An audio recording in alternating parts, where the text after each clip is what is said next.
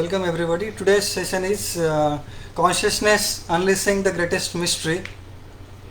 So I am Dr. Jyotiranjan Bevria and I am associated with MBRICS. MBRICS stands for Mind and Brain Research Institute and Consultancy Service. I am also working with Ronin Institute. I am also part of Institute for Science and Spirituality, Delhi, which is the host for this event. And academically, I am a PhD in particle physics from HRI, Harishchandra Research Institute, which is an eminent institute in India for fostering research in mathematical sciences and physics.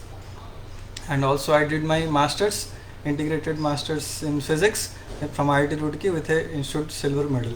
Okay, with this brief introduction. So with this brief introduction, let us begin. So the talk today, so it's Consciousness Unleashing the Greatest Mystery.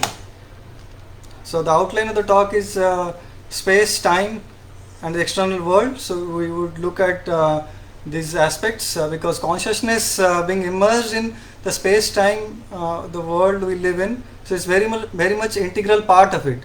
So unless and until we properly realize the nature of space, time and external world, so it's very difficult to understand what the consciousness is and what's its relation with the external world, because ultimately the reality that we perceive of the external world is through the consciousness. So both consciousness and the external world are intimately connected. Then we'll talk about what actually is consciousness, whether consciousness is only information processing or there is some phenomenal experience which is very much intrinsic to the property of consciousness. So we'll look into that. So subject, object, so we'll look into that aspect, how subject becomes the object of itself, and that leads to self-reference. And in particularly, so in the case of consciousness, the self-reference is a very difficult problem, and that leads to many confusion in the scientific community and philosophical community as well. And then we'll talk about binding problem. Binding problem is how different sensory organs combine together to give a coordinated perception. So then science is anyway is empirical. So the way science evolved, it is empirical. So we need something to measure about consciousness. So what can we measure about consciousness and how it can be measured? So this measuring consciousness and subsequent discussions, I'll just touch upon measuring consciousness, and subsequent discussions will be carried forward in the next session, which is coming Sunday. So okay, so basically today's talk would be based on first four primarily, and particularly the phenomenal experience, which is also called qualia, so which actually distinguishes the study of consciousness from any other thing in this world. So that's a very difficult thing to crack down in science or in philosophy as well. So okay, let us proceed. So observing the external reality. So for example, all of you are looking at this projection. So you're looking at the Facebook, so you are seeing something in the screen. So when you analyze how do you become conscious of the screen, or what's conscious of this event, then how do you become conscious of the external reality? So when you look at the screen, so the rays from the screen are entering through your eyeballs, then they'll end up in your brain, inside your retina, and then further neural signals are processed, and that gives a impression of consciousness. So it's very typical way how actually what we feel as real. So for example, as I said, you are looking at the screen. So the screen is sending the rays, and that ray is the screen is already outside you, and when you look at the screen, so the reality is actually a two-dimensional object. So the world we are living is a three-dimensional one. Of course, time also there, and the impression that is carried into the your neural network, I mean the neuron circuitry, that is a two-dimensional information. I mean there is no 3D information. So these things are processed, and we get an impression of reality. So let us see. So as I was saying, suppose there is a screen or there is a tree. So the rays are entering, and through the retina it's entering into nerve cells. So now my question is, what is real, and what is whether it is mental or whether it's external world. So the reality we perceive, whether it's mental or external. So I would like to ask my viewers, so they can just type in the comment box. The reality we perceive is the reality of external world, or it's a reality of mental world. So any answers to this? So I can wait for maybe 2 seconds to see.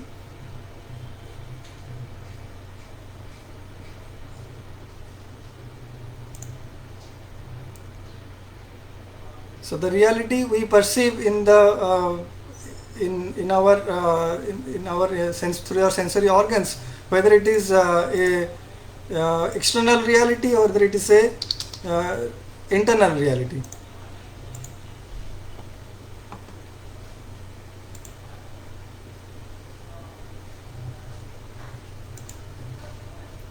Okay, so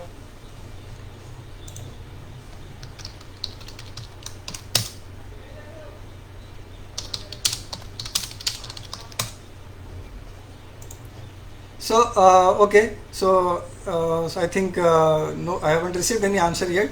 Okay, I can continue. Okay, so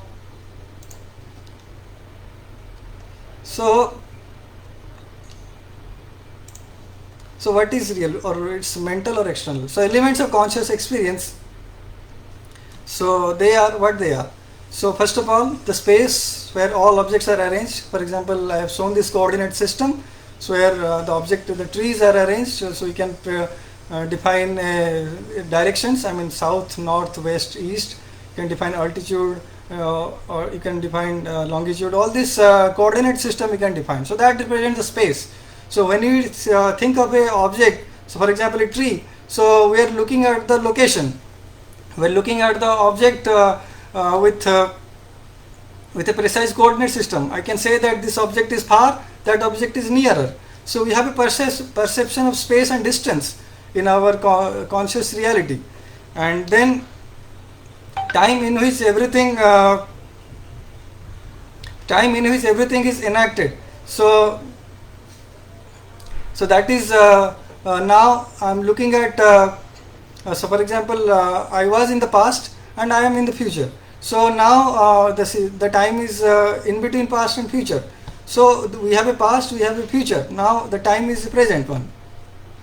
So everything is enacted in the time framework. So when we talk about any reality, so it's basically we are talking in terms of space and time. So time is a very integral part in the conception of our reality. So we say that this thing happened first and that thing happened later. So but if we analyze it through our brain circuitry, so all these informations are being processed through our neural network, through our brain, and that gives a perception of reality. So so it's a strange thing that inside our brain there is no space. So the world we are talking about, it's certainly not inside our brain. So all the trees, all the plants, all the buildings, everything is not in our brain. So they are all outside. But yet the reality we perceive, so they are very much inside our thing.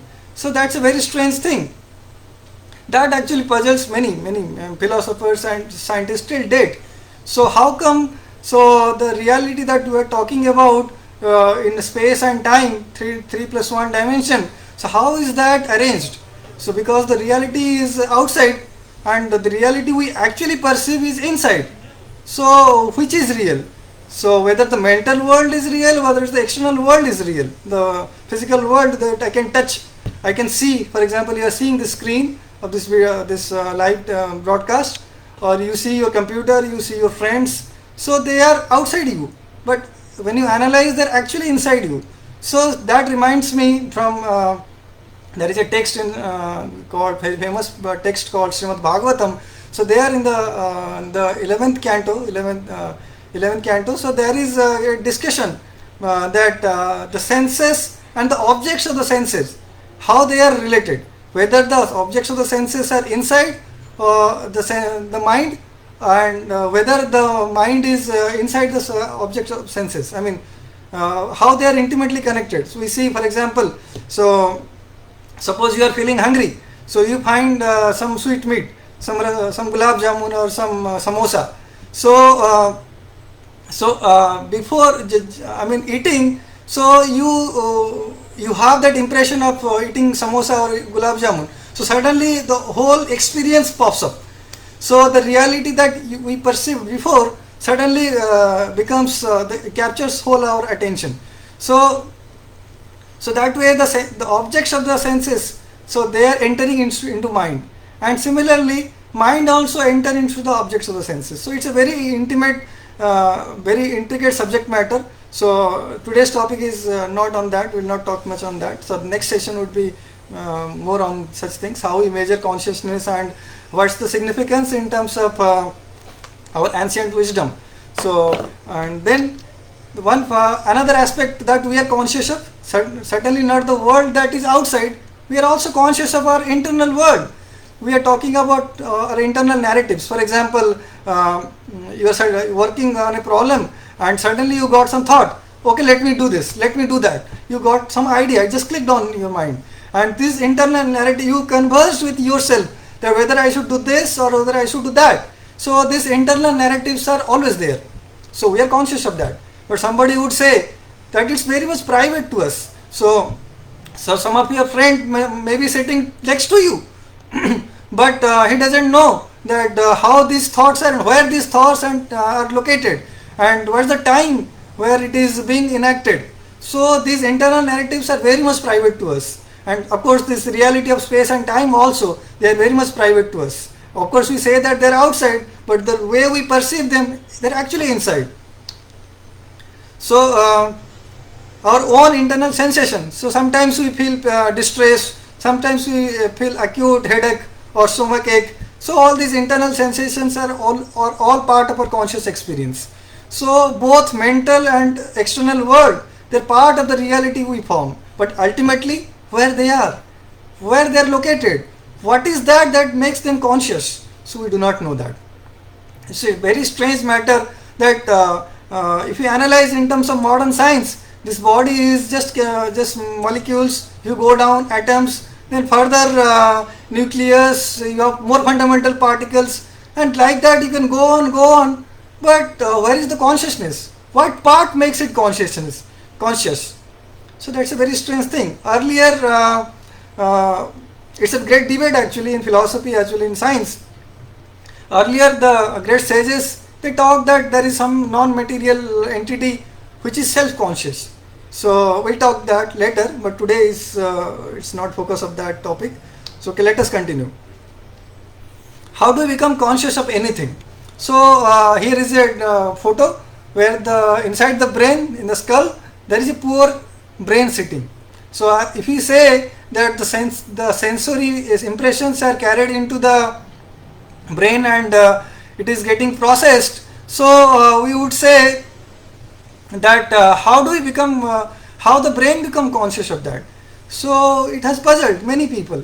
Sometimes since science cannot deal with any non-physical descriptions, so we say that it has to emerge from the description of the brain chemistry, or the way neurons are firing, the way synapses are acting, how the chemicals, ions that are being transported through the neurons. So that would decide how the brain would give rise to consciousness. So sometimes people like Daniel Dennett, they say that, so how do you say that this, for example, this computer is processing things. You say something, you input something, it gives you some output. So apparently it kind of conscious. But if you go into fundamental details, they're all individual molecules. For example, the screen, if you are using LCD screen or LED screen, so they have individual particular type of atoms embedded in that in arrays. And when electric pulse is coming, it's displaying some pattern. but individually these patterns are not the one you are seeing, but assembled together they give rise to a pattern. For example, suppose you have some object, say a football. So a football you cut into pieces. So what it becomes? So a few pieces of some few pieces of that. So if you look at them individually, say they do not look like anything like football. They do not roll like a football. But when you take the football, which is assembled objects of those objects, so it gets the quality of rolling. But individually, those pieces of football, it doesn't have the quality of rolling. So sometimes people say that consciousness, you see, it may be a emergent phenomena. That it's not really, that is not really any fundamental object that is inside something, us, some non-material thing that makes us conscious, but it's actually it's emergent phenomena. So of course, in science we cannot prove, none of us has proved it, and neither the other side, that there is a non-material being. So it's a great debate. So that reminds me of a medieval painting, the Renaissance time painting. It's a Flammarion woodcut.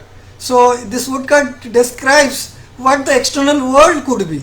So for example, this shepherd, he was wandering through the forest with his animals, and suddenly he came across the end of universe. The depiction is like that. And when he peeps out of the universe, he is surprised. He sees that there is some other kind of reality. So he was thinking, my God, I was looking at these things and wondering that this is the reality, but reality, this is not reality, this is something else. There is some other better reality. So that describes how the way we perceive the external world, that's very much confusing, that very much bewildering. That's why sometimes people say that this experience of reality is an illusion. So not only in ancient times and also in but also in present day circumstances, some of the scientists do maintain the idea that, see, the reality that you are talking, it's ultimately a result of your brain chemistry. So it must be a hallucination. At max, it's a controlled hallucination. So that way, and since we are accustomed to this hallucination, we perceive that as reality. But as we will see, that's not founded in good understanding. So what differentiates the aspect of consciousness from all other things? It's called phenomenal experience, or qualia. Qualia is phenomenal subjective experience. For example, so it's a common thing for all of us that I cannot share how I am feeling pain and pleasure. So suppose you prick a pin on my skin, I'll feel pain. But how do I describe? What's the equation of that pain? Can somebody describe the equation of the pain? Certainly not. None of us can do that. So till now we have not achieved that. So that phenomenal experience, or qualia, what makes the study of consciousness an interesting and sometimes and most intractable subject. Okay, let us proceed. So let us first analyze our brain model. So if we look at the brain model, it has number of neurons, how many? 86 billions, my goodness, 86 billion. So grey matter, which is basically the neurons, so it comprises 40% of the brain, and white matter, it comprises 60% of the brain. It's all dendrites, synapses, the joints basically between the neurons. The synapses for each neuron, basically each neuron is connecting with 1,000 to 10,000 other neurons. So such a big gigantic parallel processing is going on inside our brain. So that's a very puzzling thing. And then the speed at which the information is processed is 268 miles per hour, and the processes, the thoughts per day that's popping up in our head, it's more than 70,000. So such is the analysis of brain. But that's okay. So for our computer we can go on increasing and achieve such kind of efficiency. But does that make the computer conscious? So that's a great question. So does brain neural circuitry make us conscious? So that's a question that everybody is wondering, that how the brain circuitry is making us conscious. Okay, let us proceed. So that was actually the mission of AI. So in 90s there was a famous Hollywood movie, The Matrix, that popularized the idea of AI, artificial intelligence. That someday, by the advancement of technology, we may develop machines which can become conscious. So that's called the artificial intelligence. So particularly there are two kinds of artificial intelligence. One is called weak artificial intelligence and another is strong artificial intelligence. Weak artificial intelligence means we can achieve the same machinery speed as our brain, and the strong AI is that maybe the machines can be as conscious as human beings. Maybe they can develop some phenomenal experiences. We do not know that. So that's the great puzzle. So so recent times we have this humanoid robot Sophia that has caught much attention in the media, that even Saudi Arabia was giving citizenship title to Sophia. So people are really thinking that maybe we can make conscious machines just like human beings. But these machines are just programmed ones. So they do not feel what it means to say hi or hello or express some emotions. They are programmed to do so, but they do not really feel the way we feel. So here is a mechanism. So how this AI is working. So something called machine learning, or basically they are assembled many stacks of neural networks. So the popular one that is now deep neural network. So suppose we give a photo of Einstein. So Einstein is given the photo and to the input, and there are many hidden layers that are processing what this object could be. So that's the intelligence of the machine, and it matches with many previous samples that it has stored. So that way it figures out, okay, this figure matches with Albert Einstein. So it concludes that it is Einstein. So the more it consumes input, the more it becomes efficient in determining the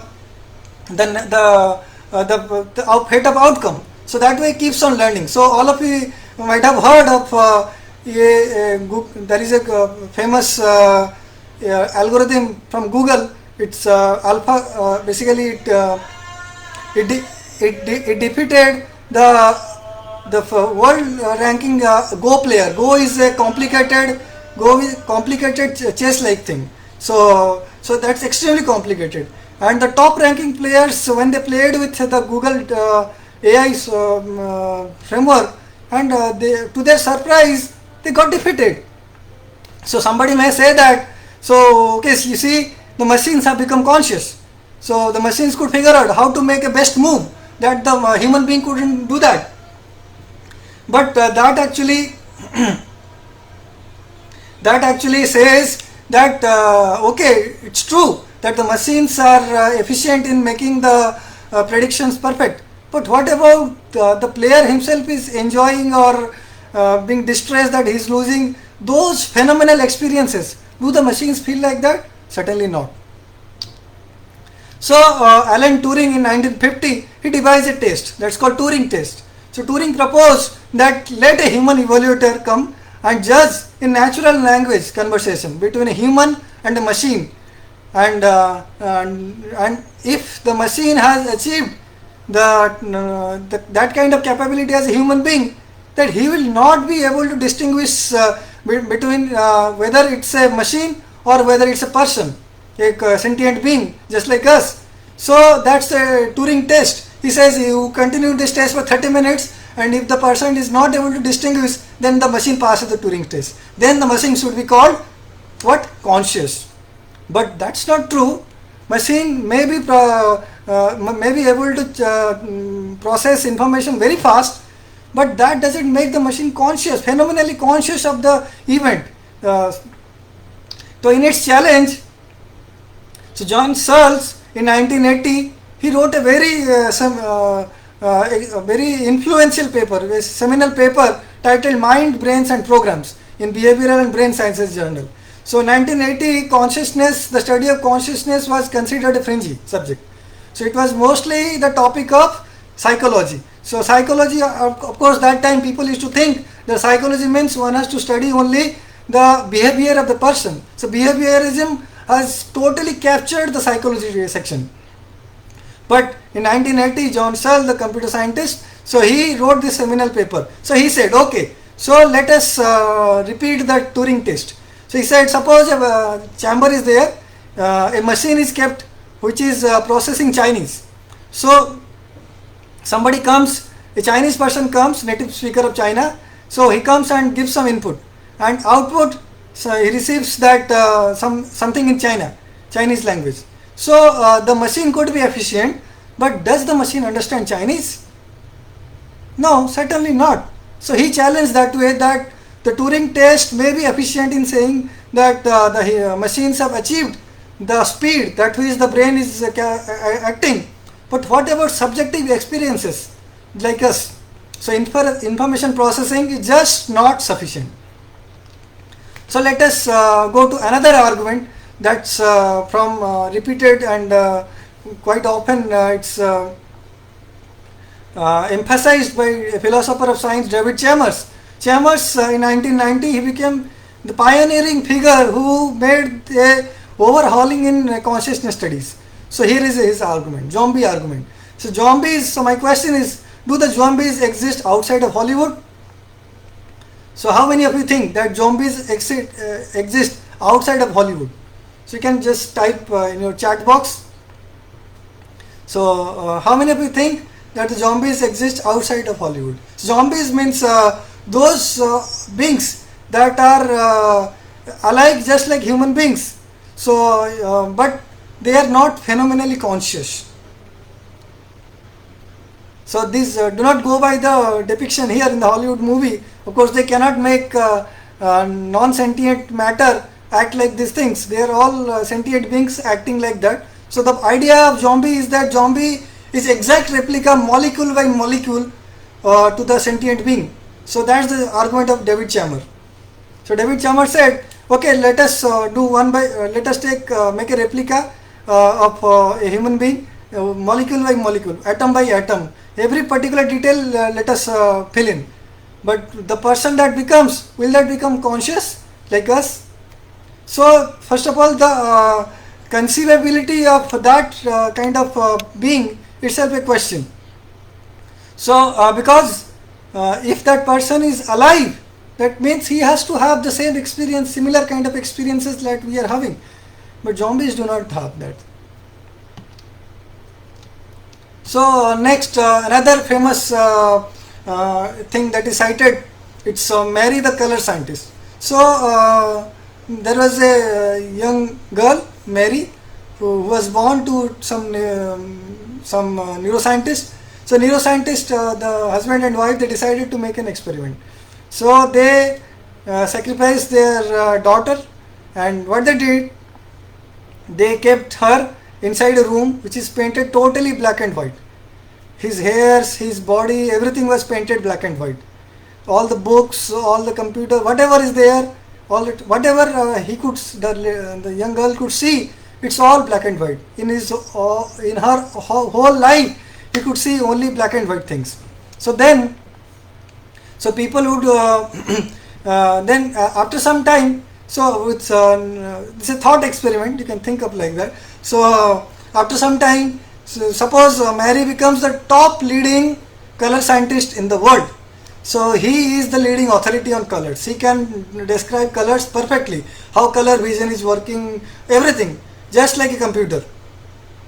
So now the question is, sometimes So after some time, Mary found found a means to escape from that black and white room.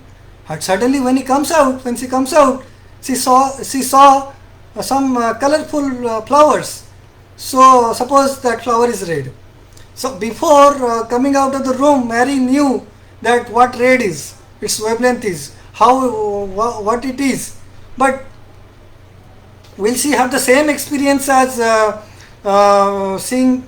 I mean, before he understood the color theoretically, but will she have the same kind of impression that when she saw the red rose, for example? Certainly not. So they are basically. So she would have a totally different experience of seeing a color red. So theoretically describing color red in terms of frequencies, wavelength, and electromagnetic waves, it's all right. But what about experiencing those colors, red? So sun may be setting. So maybe it's now almost time for setting of sun. So unless it's cloudy in your area, you would see that sun is setting. So a machine could be programmed to say that I see red light when you see in the horizon the red sun is setting. So but when we ourselves see the setting sun, so we experience that it's a red color. It's different. It's totally different from theoretical description. So that's the hard problem of consciousness, or qualia. It's first person experience. It's not third person experience. It's very much subjective to us. So that's the idea of David Chamber. So it goes by the history that there is a famous person who is I'm just forgetting his name. So he organizes a big conferences every 2 years or every year. So there the young David Chamber was invited, and everybody that was a conference on consciousness. It was in 90s. So everybody was talking about consciousness in terms of information processing. Then this young man rises to the dais and he says that all of you are talking, whatever you are talking, it's easy problem of consciousness. That in terms of brain machinery, you can describe the consciousness. But what about the phenomenal experience that we perceive in our brain, in our mind? So what about that? Does science describe that phenomenal consciousness? So that's called qualia. That's very much private to us. We cannot share with anybody. At max we can describe in terms of some words, but that's a first person experience.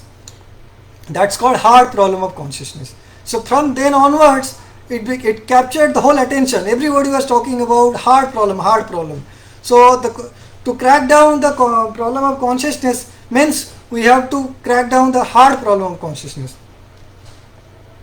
So similarly, there is another philosopher, Thomas Nagel, in 1974. He wrote a book, What is it like to be bad? So here is a cartoon. So the man, Thomas Nagel, basically, is asking the bat, do you think a human can ever really know what it is like to be a bat?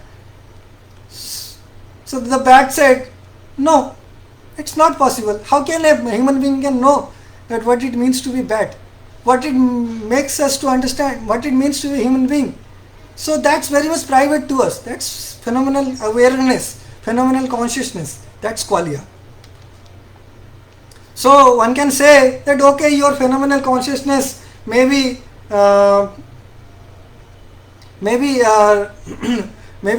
arising because of brain chemistry. In the same way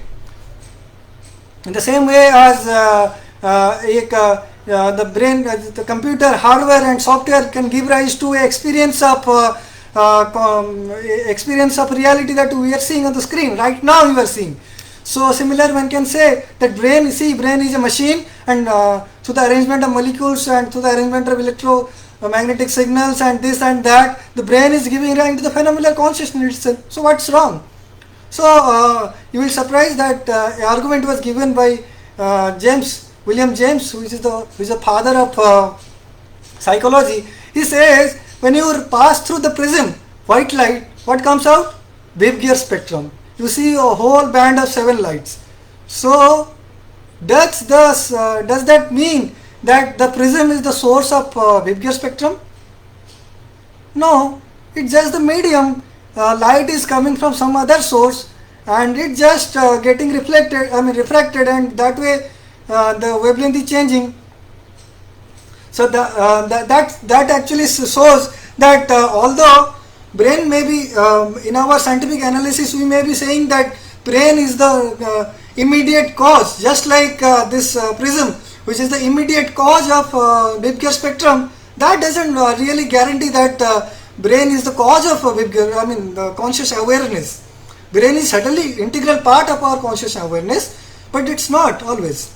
It's conscious awareness has a different origin. Let us explore that further. So the fundamental question in philosophy that somebody asked, how do I know what I know basically through brain is the reality? So I would repeat the same question to you.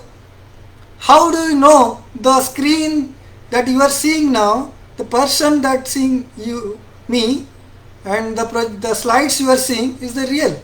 How do you know that what I know is the real? So that's basically called the topic of epistemology. That is basically the subject of science in philosophy. In philosophy we talk about ontology, what the object is actually. So in terms of, if we talk in terms of consciousness, what consciousness is actually is, that's the ontology of consciousness. And how do I know what I know about consciousness is correct? That's the epistemology. So let us not go inside the intricate details of philosophy. Let us go to the flow that we are in. So brain could make us live in a virtual reality. So many leading scientists today say, one of the leading scientists in neuroscience is Anil Seth in Sussex University. He says that we are actually living in virtual reality. It's a kind of controlled hallucination, he says. To that extent, he says. The brain is giving you reality and we believe that it's true. So for example, somebody may be suffering with schizophrenia, when the disease of neural disorder. So in that, one may be seeing a altogether different reality. So for that person, that's the reality. So how can you defend our sense of reality and the person suffering from schizophrenia, his sense of reality? So many people actually now think, and of course previously also there were many philosophers who used to think the reality we see in this world is totally false. So that's another stand, that the brain could give us a virtual reality, could make us live in virtual reality, and our reality could be all hallucination, like Anil Seth says. And yet there is something that is absolutely certain. So you would be surprised that okay, everything is getting processed in brain. What can I know for certain? Absolute certainty. What can I know? What part of phenomenal experience? Phenomenal experience is private to me. But what part of phenomenal experience could be absolutely certain? So let us see one nice video from BBC Radio that I could figure out. It's from, basically the idea is from René Descartes. So his famous statement is that I think, therefore I am. So the aspect of own identity, the sense of identity, me being you. So this sense of identity is so fundamental that it cannot be absolutely denied. There is no way it can be denied. So the expansions of that identity may be that I identify myself with my thought, that I am this thought, or I identify myself with my social designation, I identify myself with my cultural designation. So these are the sense of identity so fundamental, particularly the sense of being a human, being myself, being you. So let us see the narration by Stephen Fry from BBC Radio.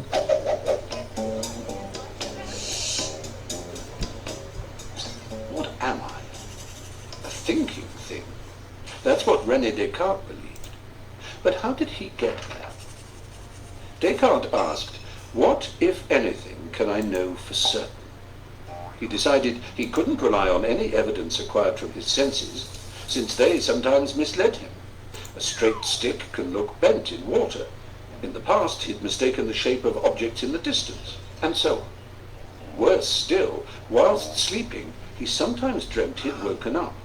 So how then could he be sure he wasn't dreaming now? But hang on, surely 2 + 3 = 5, even in a dream. Descartes, a mathematician, wouldn't get that wrong, would he? Even here, Descartes realized he couldn't claim absolute certainty. For what if an evil demon was in control of his thoughts, manipulating them so that every time So you he see, added numbers it together... could be hallucination from a demon also, inside our brain. Where That's the would that advent of be? Descartes. There would be nothing he could be sure of, just a whirlpool of doubt. Descartes' lifebelt was the realization that even if such a demon existed, it couldn't deceive him about his own existence. Every thought, no matter how unreliable, proved he existed as a thinking thing. He could be more sure of that even than that he had a body. This is his famous cogito argument. I think, therefore I am. Cogito ergo sum. So that's the Descartes' argument, that I think, therefore I am. So this sense of identity cannot be denied, no matter whatever it is. I can be deceived, but who is being perceived? Who is perceiving the reality? So that sense of identity cannot be denied, no matter whatever jugglery of words we say or whatever confusion we have. That sense of identity can never be denied. That's a great credit of Descartes, who is actually the founder of modern science. So let us go.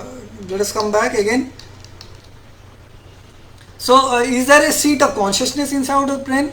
So for example, suppose this person is watching. For example, you are watching this screen. So so is there somebody inside your brain which is being aware of the activity that is happening, or more scientifically put together? So I would say that through my eyes the signals are coming, through my ears the voice is coming, through my touch the sense of touch is coming, and through all the senses different impressions are coming. And even I have two eyes are in the two eyeballs, so that are getting two impressions, and they are going inside, and inside my brain they are merging together, and they are giving me a coordinated reality. I am not seeing some haphazard movements. So is there a seat of consciousness or central point of consciousness? Is there some little man sitting inside the brain who is being conscious, which is keeping note of what it means to be conscious? Suppose, for example, I assume that. So some ghost is sitting inside my brain, or some little person is sitting inside me who is actually conscious. But what is making that conscious? So so that's a question. So if I put in the context of our ancient wisdom, they say that there is a soul inside your body which is actually conscious, which makes you alive, which makes you experience. So now I would ask the question that what makes the soul conscious? So it's a difficult question. How do I answer that in terms of actually this is a classic example of self-reference. So what does it mean that from where you started you come about to that point only? So that's the example of self-reference. So whenever and wherever there is a question of self-reference, it becomes a question of paradox. It becomes paradoxical. So for example, we know, so if whether the tree is first or the seeds are first. So trees give rise to fruits, fruits give rise to seed, then seed again give rise to the seeds. So what is first? Whether seed is first or whether tree is first. So this is a self-referential logic. So this cannot be. I mean, whenever it comes, it leads to infinite regression. So Ryle, a philosopher who actually raised this question in 1960s, he said, okay, you say there is something inside you, so then there may be another person who is actually making him conscious, then there is another person who is actually making him conscious. So that way it becomes infinite regression. Why do I end? So people sometimes also in similar language, people sometimes ask, if God created this world, who created God? So a similar argument. So we would see in our next presentation in the next week, next coming Sunday, that that the conception of soul is that it's self-conscious. It doesn't need anything else to be conscious. It doesn't need its intrinsic property of the soul to become conscious. Sense of being is intrinsic property of the soul.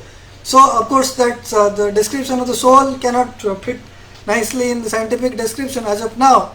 So that cannot be described because science limits itself into physical world. That's called physicalism. Basically, we restrict ourselves into the description of all these matters. So, for example, if I say that anything in my brain that is happening, there is a previous conscious thought to that. Suppose I just now I spoke this word, it came out. So that means there must be a thought in my mind that gave rise to this thought, this word. So what gave rise to this thinking? So that means there is a thinking. That means I am thinking of a word. And if I go on repeating this thing, if I go on repeating these things, that I would end up in an infinite recursion. I mean, endless cycle. That how do I become? Where is the end? So this is a common paradoxical thing that happens whenever self-reference happens. So let us see why that happens. So basically we are aware of our own existence. So if you sit back and close your eyes and reflect and meditate and contemplate that when you introspect, we are actually becoming conscious of ourselves. So the subject, we ourselves are the subject.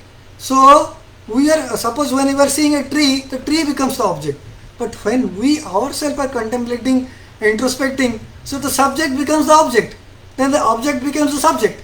Likewise, that continues and continues. That's such a big puzzle in neuroscience or the study of consciousness that doesn't let anyone go further.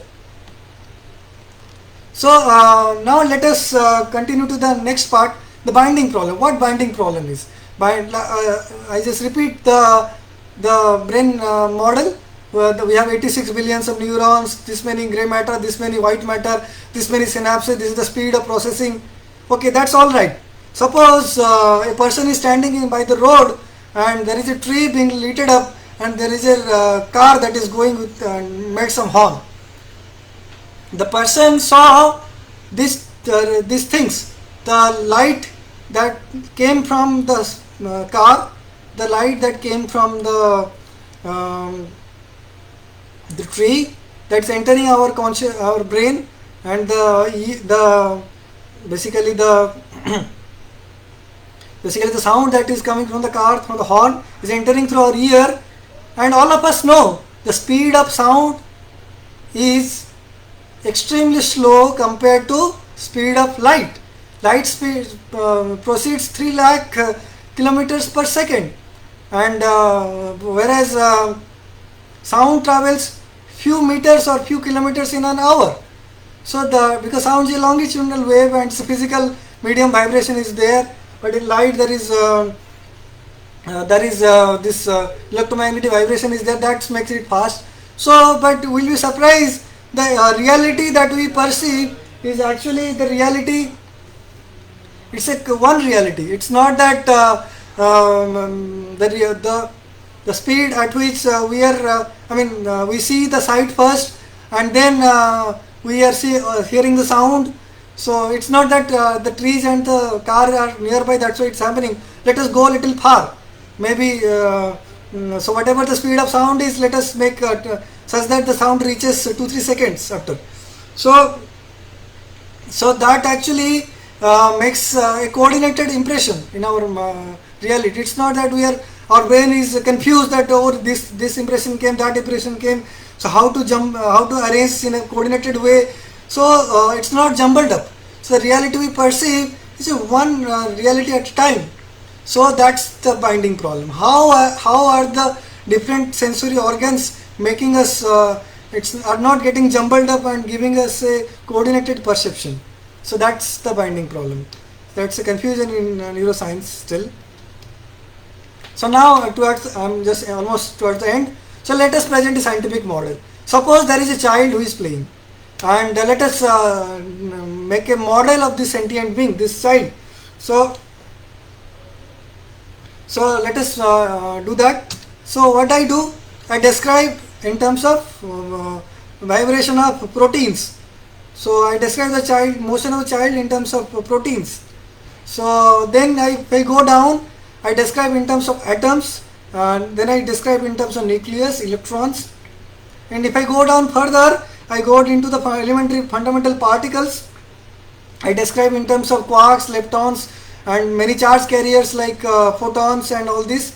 And then in physics, there is, in quantum field theory, there is something called Feynman diagram. I describe the motion of the child in terms of Feynman diagram. Suppose I am able to do that. It's horrendously difficult. It's not possible at all. But suppose I theoretically do that someday. So now what's the next conclusion? So now I can describe the calculation in my computer. I can code my computer and describe in terms of ultimately binary digits. And where are the binary digits are stored? The binary digits are stored in the hard disk.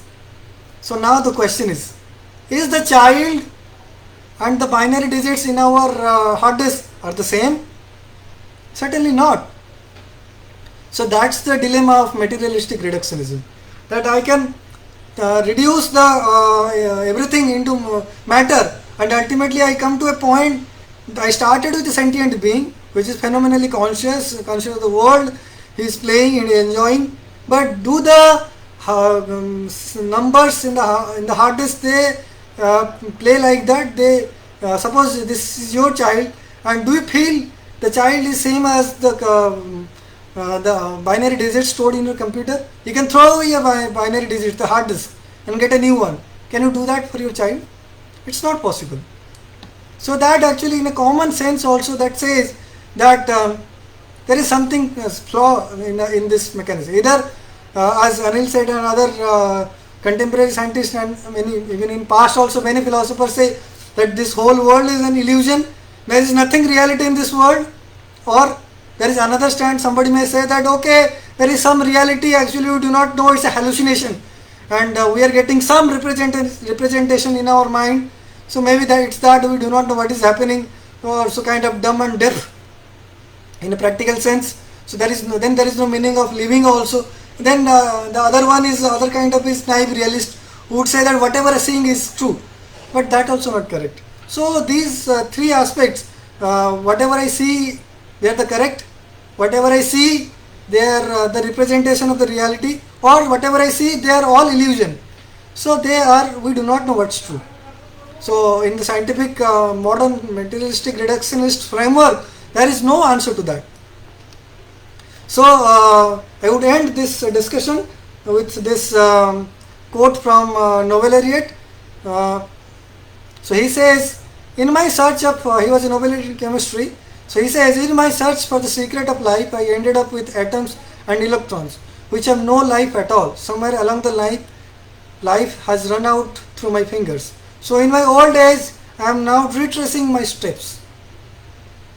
So that's the irony that all of us face when we talk about consciousness, what it means to be alive, what it means to feel something, that we may be tasting nice dish, or we may be seeing the color of some beautiful flower, or you may be seeing this this screen, but how do we become conscious of this reality?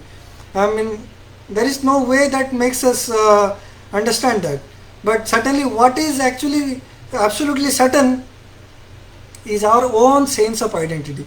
No matter what is the word jugglery or whatever it is, whatever scientific discovery, since I myself as a first person is perceiving, I am always confirmed that I exist. That's the argument of René Descartes. I think, therefore I am.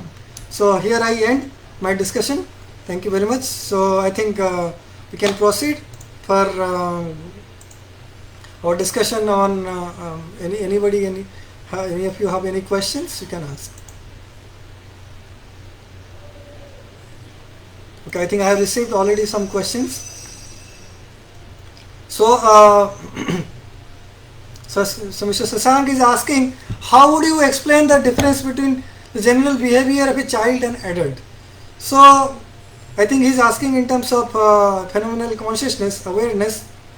And his next question is, what is the explanation for the difference in the general behavior of a child and adult? The same question. So, a child may be aware of the world. A child may be, and the way a child perceives the world and the way an adult is perceiving the world are the same. But the sensory stimulus that is coming inside the brain, they are the same. But what actually the child is paying attention and what the adult is paying attention, they are different. So why is that? Because I say that when I say that consciousness is not product of brain, that doesn't mean that brain has no role when consciousness is getting manifested through this body. So let us take the example of prism. So prism, when I refract white light, a big gear spectrum is coming out. But if I take out the prism, so that doesn't mean that I would see the spectrum. I would not see the spectrum because I need this prism to unfold this spectrum. So similarly, the child has a particular type of body. If I talk in terms of our ancient science, brain mind science, that everybody is a conscious being, eternal soul, and there is past impressions stored, and so that way one gets a body, and when some impression is sensory stimulus is coming inside our brain, so certain kind of thing gets activated. Child in his particular type of body is sensitive to a particular type of stimulus, and the way he perceives the reality is kind of similar to the way I mean it may not be similar to the way adult is perceiving, because the attention that the adult is putting is different, because the stored impressions inside his brain are different from the child. That's why it makes a difference. What the brain is putting attention. For example, some of you may be watching this screen or may not be understanding what is happening. So that's the problem. So that we may be seeing the screen, the sensory stimulus is coming, but we are not paying attention to that. So that means we are not aware of what is happening. Although it's there, but it's not there. So that way that's the limitation of the brain, the machinery we have got. So so that's the difference. That makes the difference. So now Mr. Asit Nema is asking, how do you correlate consciousness with IQ, EQ, wisdom, worldly wise? So consciousness is the fundamental reality of the world. Whatever reality, whatever we talk about is true because we are conscious. So to the extent our consciousness is improved, so to that extent we perceive our reality. So somebody this IQ, EQ, all these things, emotional quotient, intelligent quotient, spiritual quotient, whatever you name, so they are all manifestation of different levels of consciousness. So for example, a animal is also conscious. Of course, Descartes felt that the animal is not conscious. He thought that animals do not have soul, non-material soul. He thought that animals are non-conscious. But animals, they do express consciousness, but they have a different level of IQ, UQ. They also express emotions, but they have a different level depending on the machine they have got. For example, if you get a i3 processor laptop and if you get a i7 processor laptop, the performances should be different. So similarly, if you have a different machinery, we will express differently. So that's how that's true for different kind of human beings also. That's true for different kind of species also. So I think there is no more further question. I can wait for maybe 1 minute, or else we can wrap up. So in the end, I would like to thank Institute for Science and Spirituality for kindly giving me this opportunity to share some of my thoughts on consciousness. So I'm extremely thankful to that, and of course the team that is behind this presentation, who made this presentation a success. So I would like to thank from the core of my heart. So thank you very much.